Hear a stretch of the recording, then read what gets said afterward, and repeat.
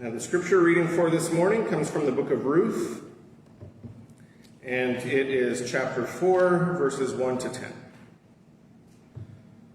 Meanwhile, Boaz went up to the gate and sat down there. Just then, the Redeemer, about whom Boaz had spoken, was passing by. He said, "Sir, come over here and sit down." So he turned aside and sat down. Then he took 10 men from the town's elders and said, "Sit down here," and they sat down. Boaz said to the Redeemer, "Naomi, who has returned from the field of Moab, is selling the portion of the field that belonged to our brother Elimelech.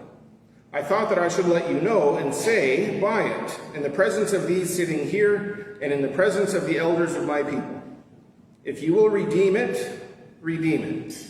But if you won't redeem it, tell me, so that I may know. There isn't anyone to redeem it except you, and I'm next in line after you." He replied, "I will redeem it." Then Boaz said, "On the day that you will buy the field from Naomi, you will also buy Ruth, the Moabite, the wife of the dead man, in order to preserve the dead man's name for his inheritance."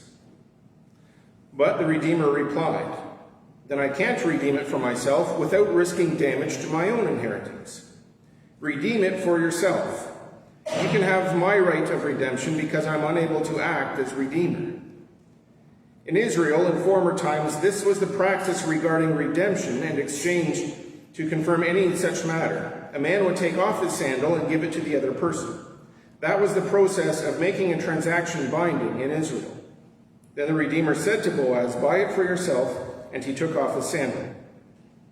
Boaz announced to the elders and all the people, "Today you are witnesses that I bought the field, that I bought from the hand of Naomi, all that belonged to Elimelech and all that belonged to Chilion and Mahlon.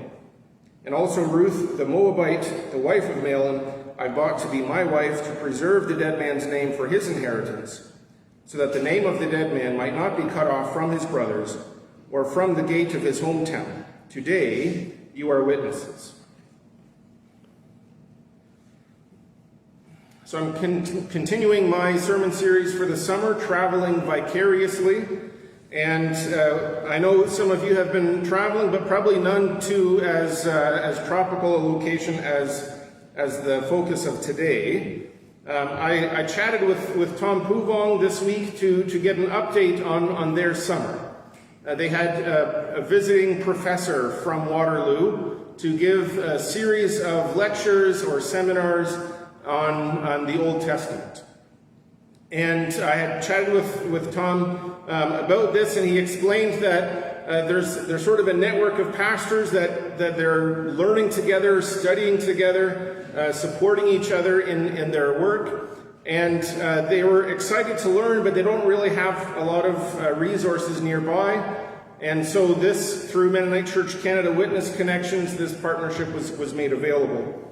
I also reached out to the professor, Derek Suderman, who's at Conrad Grable University College. And I said, "Hey, did you make a slideshow? Could I borrow some of your notes?" And Derek said, they didn't really give me a lot of information ahead of time. So I didn't know if I was going to be speaking to, my usual audience, which is sort of skeptical young adults, maybe. I didn't know if this was going to be an academic audience or a more simple-minded audience. I didn't know if these were going to be excited to learn or whatever. So he said, I figured I may as well just kind of adjust on the fly. I didn't want to over-prepare so that I wasn't ready for a different audience than I was expecting. He also said it can change a lot depending on the quality of translator that you have. And I've done a little bit of speaking overseas, and I've seen that. I've had sometimes a translator is too simple.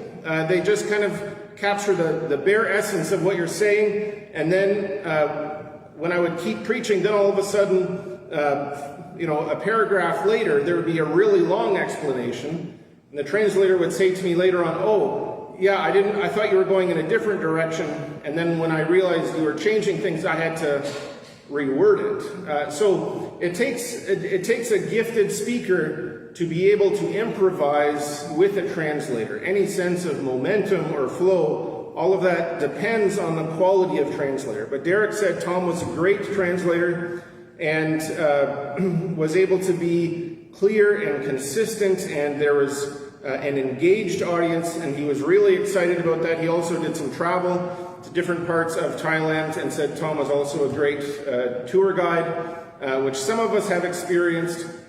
I'm a little bit disappointed that this wasn't offered as a tour. To travel to Thailand and take in these lectures, I think would have been a lot of fun.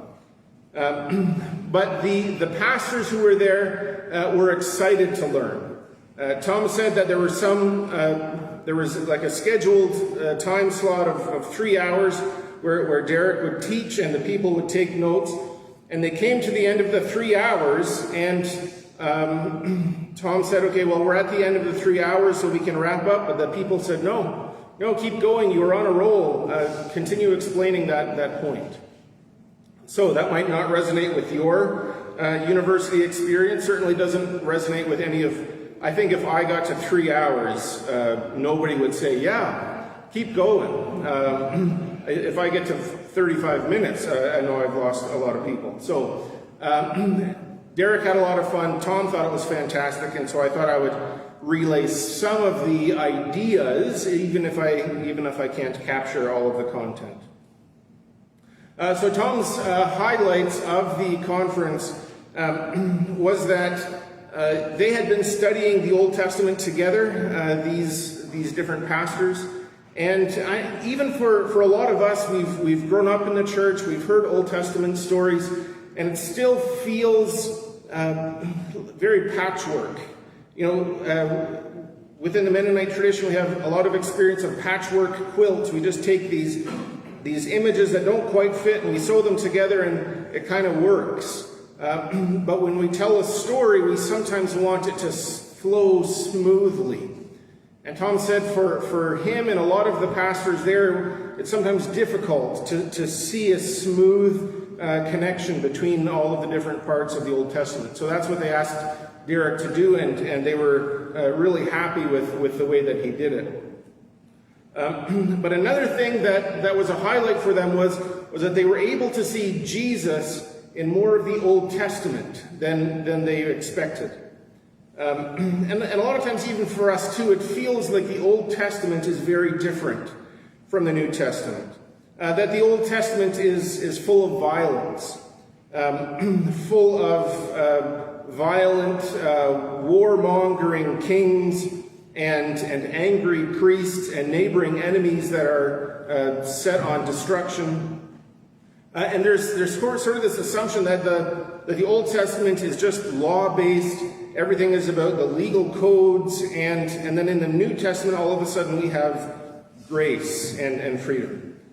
It's a little bit, every now and then on TV you're watching, you watch a few seasons, everything's going fine, and all of a sudden there's a new season, and one of the actors has been replaced. I used to watch The Fresh Prince of Bel-Air, and all of a sudden there was a different Aunt Viv. We were just like, is that a different character? Nope, still Aunt Viv. They still call her by the same name. The kids still call her their mom. So I guess it's just a different actress. Later on, we found out why. So in some ways, it kind of feels like, we're reading the Bible. All of a sudden, there's this major shift and okay, whatever. It sometimes feels like that. So we sometimes need something to bridge the gap between the old and the new. And this was Derek's challenge, Professor Suderman, and he's able, as an Old Testament prof, to see those connections, to tie those loose ends together. And I'm not at his academic proficiency, but I'll do the best that I can. Sometimes within church, within faith traditions, we want to have the faith of a child. We know that children learn more eagerly. Half of these kids had their hands up, excited to go back to school. If I said, hey, you guys get to go back to school again, nobody would put up their hands, excited to go back to school. Maybe I'm not giving you enough credit, but I probably wouldn't be. So we want to have that excitement to learn, that willingness to embrace new ideas, that passion to grow and change as is needed. But then we also want to sort of carry some of our real world realities with us. We can't read the same stories, the same old ways after certain things have happened. So when we read a surface reading, just kind of like a coloring book version of some Bible stories, then we don't get the full picture. And a surface reading is fine. Sometimes that's all that we're able to do. Sometimes the surface reading can give us life and excitement, but sometimes we need to go deeper.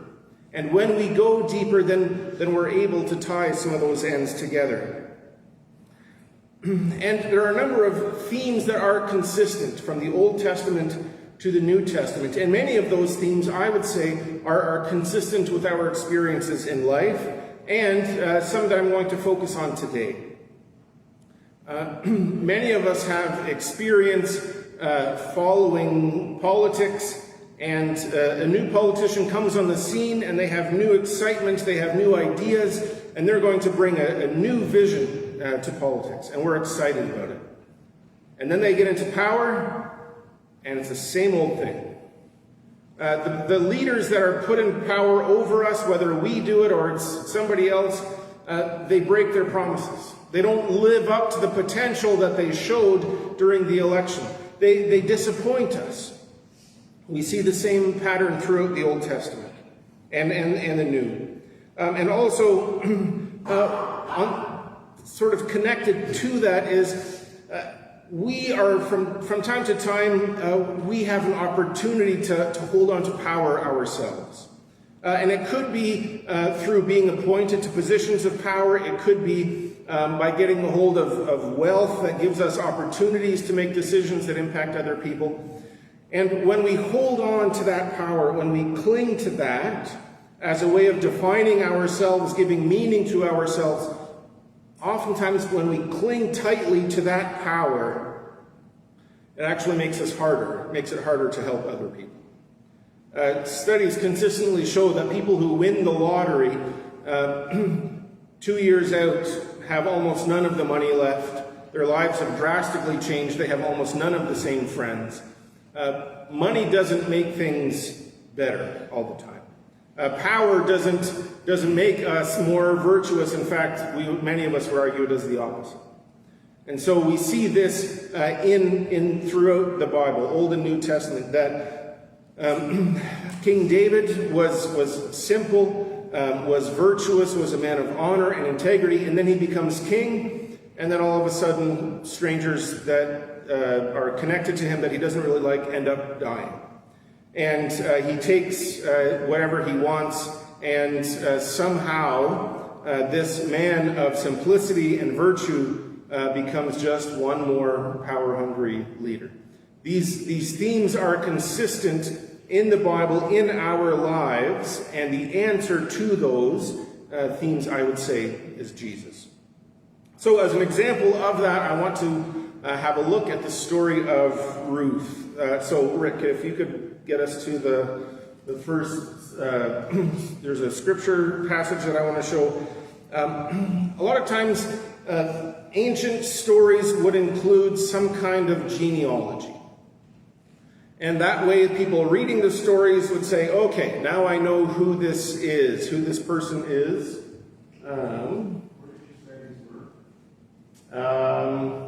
It's not the next slide. It's not even okay, that's fine. Okay, so I updated it, but I guess I left it on the other computer. Sorry, Rick. So at the beginning of Matthew, we have this genealogy where we see the family that Jesus is from. And it seems to me and a lot of other Bible scholars that that the Gospel of Matthew is written very much as a bridge between the story of Jesus and the Jewish people, a bridge between the Old Testament and the New Testament. And so reading the genealogy then in Matthew chapter 1, we see there's a connection from Jesus to King David. And when we read that, then if we were sort of a cynical Jewish reader in the first century, then we would say, okay, well, Jesus is connected to the line of David. Jesus descends from Abraham and the line of kings after David. So there's legitimacy to who this man is. And so they would say, okay, well, he's from the right family. But the genealogy of Jesus also tells us in some ways that there are a few blips in this family. That this right family that Jesus comes from has a little bit of wrong in it. But whether it's our families here, whether it's families in the Bible, whether it's the global family, which is God's creation, love redeems wrong. And so we find a little bit of wrong in this family tree, but it is part of not just the family that Jesus comes from, the kind of family that Jesus comes from, and the kind of family that Jesus is going to create. In this genealogy, generally, we only see fathers and sons. But there are 7 deviations from that pattern, and one of them is Ruth. Ruth becomes a member of Jesus' family tree, even though she's from the tribe of Moab. She's not Jewish. So David, who's held up as the pinnacle of Jewish identity and culture, his great-grandmother is a Moabite. He's supposed to be this pure Jew, but he's not. The family line of Jews is corrupted in that sense. There's an outsider. So then in some ways, Jesus then is a continuation of that. That we read the Old Testament and we say, well, this is just about Jewish customs, this is just about Jewish laws. But every now and then, there's an outsider that informs things, like Ruth, and then we say, oh, there's more to it. It isn't just about keeping things pure for the Jewish race.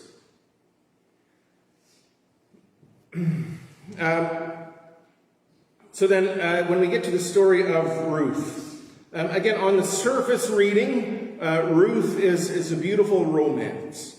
Ruth is the story of a man who owns land. He sees this woman coming, working hard for herself and for her mother-in-law, and he has compassion for her, and he marries her. On the surface, it's a beautiful story. There's a verse at the beginning that's often read at weddings. There's this beautiful unconditional love that Ruth has for her mother-in-law, Naomi. And then later on, Naomi seemingly arranges this marriage between Boaz and Ruth. It's a beautiful story on the surface. But when we get deeper, we see there's more going on. And we see the story is about so much more than romance, so much more than those basic things. Ruth is the story of everything. The gospel is wrapped up in Ruth. I would say Jesus is one of the characters of Ruth's story. So we have, I'll just summarize the story. Many of you know it very well. I'll summarize the story anyway. The story of Ruth begins with a family who is in Israel. They have land, they have family connections, they have a community, there's stable leadership in Israel, but there's a problem. There's no food. So this man, Elimelech, and his wife Naomi, and their 2 sons, Mahlon and Chilion, leave. They can't stay. Their land isn't growing food. They have 2 young sons. They can't eat. They can't stay in Israel. So we could say this is just a story of a family having to move. It happens all the time. But there's a deeper connection here. This is a story of deconstruction in some ways. This is a family, they have all of their identity is wrapped up in Israel.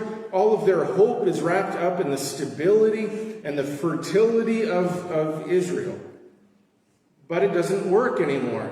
The land isn't giving food. The place where they have their hope isn't filling them anymore. So they have to leave. That Israel was their plan A. But when we see in the Bible, Jesus is in some ways plan B, because Jesus came to redeem the story that didn't work. God chose the people of Israel. They were going to be his chosen people, and he was going to stay with them. But the people walked away from God over and over again. And so there was a plan to replace that, to fulfill that with Jesus, even though we can see, wait a second, the blessing all along was that the whole world would be blessed through the people of Israel. So this family, Naomi's family, leaves Israel. They're in Moab, but life continues. They have their sons find wives, and they're established. They're healthy. Then all of a sudden, we don't know why. We don't know what's the cause, but the men die. Elimelech dies, and both sons, Mahlon and Chilion, they all die.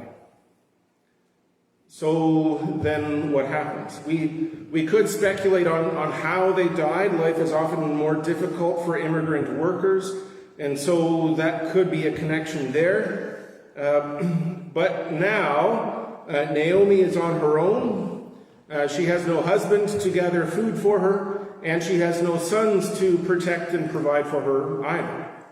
So even though Israel wasn't as fruitful, Moab was no longer safe. There was no longer a system that would protect Naomi, so she had to go back. And she didn't know if she could rely on the leadership. She didn't know if she could rely on the community, but odds were better that she would be okay there, and she could be buried with her ancestors, at least. Well, she tells her daughters-in-law, she says, "You can't stay with me. It's not, I can't provide for you. It won't be a good life. You need to stay here, find new husbands, and our stories will part here." And one of the daughter-in-laws agrees and stays, but Ruth, the other daughter-in-law, says, "No, we're doing this together. Your family is my family." In the same way that Jesus comes and tells people about a new kind of family, a new kind of kingdom that isn't automatic, that isn't default, that goes beyond the automatic loyalties we're supposed to have. So, Ruth is already modeling kingdom living. Ruth is already demonstrating loyalty beyond the automatic. And this is what Jesus calls us to as well. So they settle themselves in Israel. Ruth needs to start gathering food. Well, what does she rely on? Well, she finds that within God's plan there is provision for the poor. There is provision for the foreigner and for the immigrant within Israel's legal system. And maybe not everybody liked it, and maybe not everybody knew about it, but it was ingrained in the system that farmers wouldn't plow everything around the outside of the field. So the poor, the traveler, the immigrant, they could come and harvest a little for themselves from the extra that the farmer had. And so this is what Ruth is doing. She's taking as much as she can for herself and for Naomi. And then Boaz sees her, sees how hard she's working. He hears a little bit of the story that she came from Moab, not for her own enrichment, but to provide for a poor widow. And so he says to the workers, "Hey, listen," and I'm paraphrasing, she's gathering her own from the extra. She's allowed to do that. And they're walking behind you as workers. They're kind of picking up what you guys have dropped. She's special. Drop a little extra for her. So the story could just be about her hard work. it could just be about the law, but the story is also about Boaz going above and beyond. There's generosity, there's beauty, there's power in that. And then the story continues. They find out more about what's going on. And then Naomi starts to see, listen, this is good for now. This is fantastic generosity that we're getting. But this isn't going to last. This isn't, it might work for me for the rest of my life. But what about Ruth? Right now, Naomi would have been thinking, right now, Ruth is still on the outside. Ruth's connection to the story of Israel is through Naomi, is through me, she would say. So as soon as I die, then what happens to Ruth? So what needs to happen is that Ruth, an outsider, needs to be grafted into the vine of the Jewish promise. This is the story of Jesus, that we as outsiders, we are grafted into the vine. We participate in the blessing because Jesus' vision of family, Jesus' vision of kingdom is bigger than the default, is bigger than the basic understanding of what those things are. So we are grafted into the vine. Ruth is grafted into the vine. So they work out this connection because there's all this land that belonged to Elimelech when they were there. And when Naomi dies, the land will just automatically be absorbed into the community's land, and somebody else will take over. Unless somebody buys the land and gets a wife with it. But again, worked into the Jewish understanding of fairness is, well, we have to provide for families even if they're support givers, even if the breadwinners of those families die.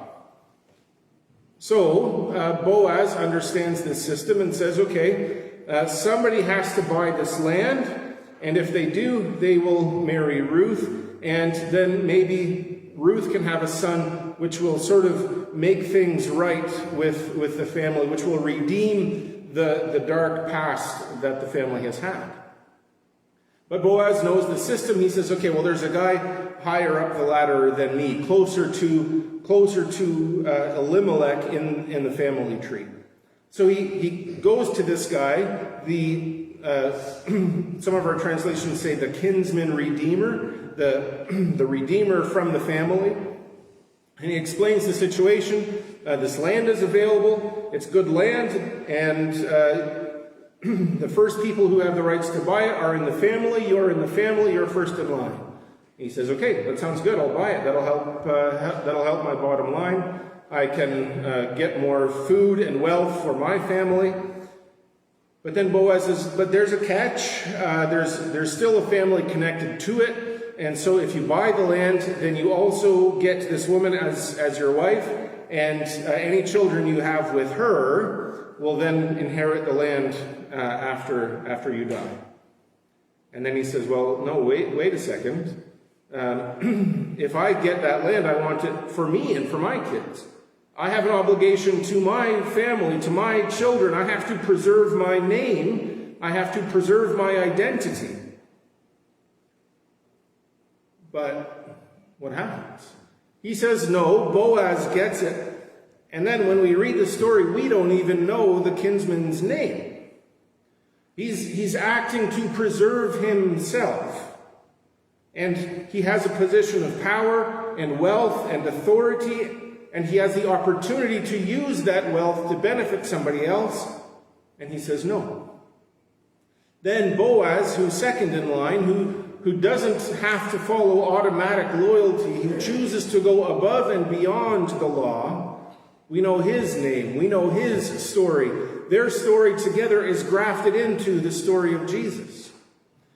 This is consistent throughout the Old Testament. The stories that we see referenced to in Matthew are littered throughout the Old Testament, and we see God's plan of redemption throughout it.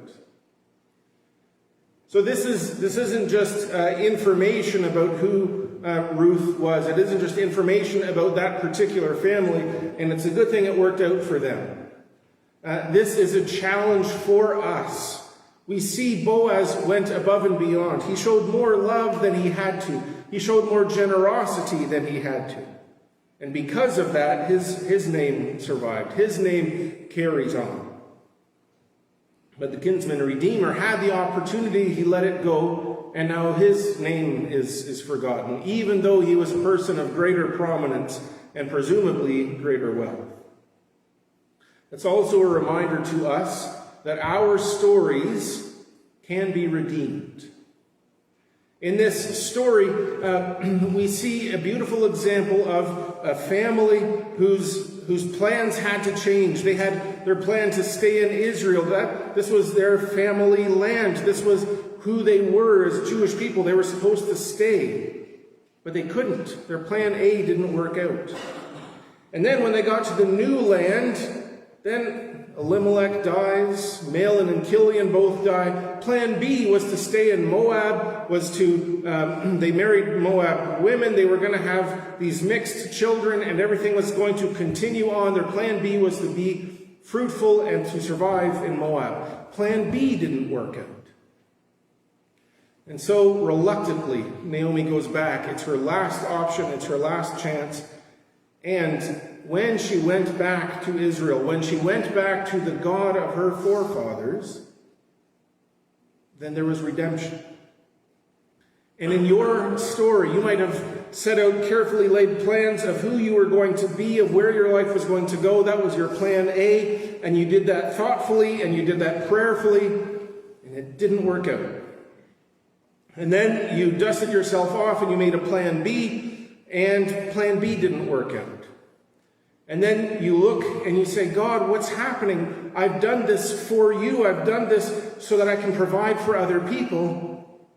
But plan A didn't work and plan B didn't work. And I'm not sure you were with either of those, because now I only have plan C and I don't think anything's going to work there either. God can redeem your failed plan A. God can and will redeem your failed plan B. God is your plan of redemption. And if you are walking with God, if you are walking toward God, God will redeem all things. The story of Jesus is a story of redemption. The story of Jesus is the story of a man who came not carrying traditional wealth and power, not exercising dominance over other people, not lifting up and preserving old systems and patterns of dominance and power. Jesus came to replace and build on all of those. The systems of this world didn't work for Jesus, and so he replaced them. He redeemed them. The systems of this world didn't work for Elimelech. They didn't work for Naomi. But through God's protective plan, Ruth's story was redeemed. Through God's protective plan, your story can be redeemed. So lean on Jesus. Lean on the God who protected Ruth. Lean on the God who will redeem your story, as dark and as scary as it may seem to be.